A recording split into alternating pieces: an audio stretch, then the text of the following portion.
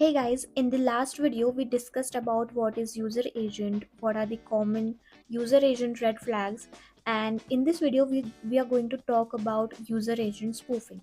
So to change your identity you do not need any fancy software.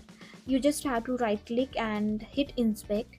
Here in the developer tools you just have to click these three dots and go to more tools and select network conditions.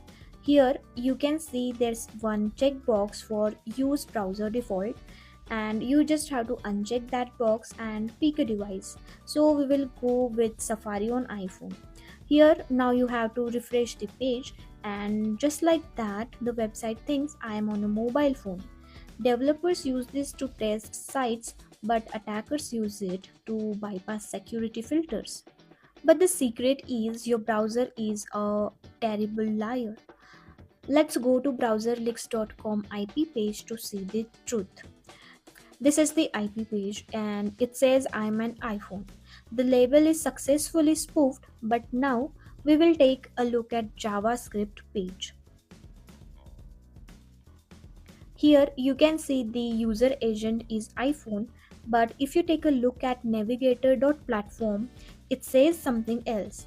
Even though I said I am an iPhone, the browser reports Windows 32. And lastly, there is something called as TCP IP fingerprint section, and this is the smoking gun. So here you can see the OS scoring is Windows is 55%, Linux is 19%, Android 13, iOS 4 and Mac OS is also at 4%. This tells me two things. First, it's definitely not an iPhone. If it were a real iPhone, the iOS score would be near at least 70 to 80%. The fact that iOS is only at 4% proves that the user agent is a lie. And the second is the signature is dirty.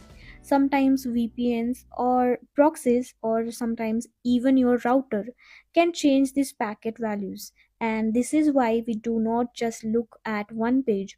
We combine TCP/IP score with the JavaScript hardware data to get the full picture. You can try this yourself on browser leaks and let me know in the comments if you caught your browser lying. Do not forget to like and subscribe for more such videos. Thank you for watching.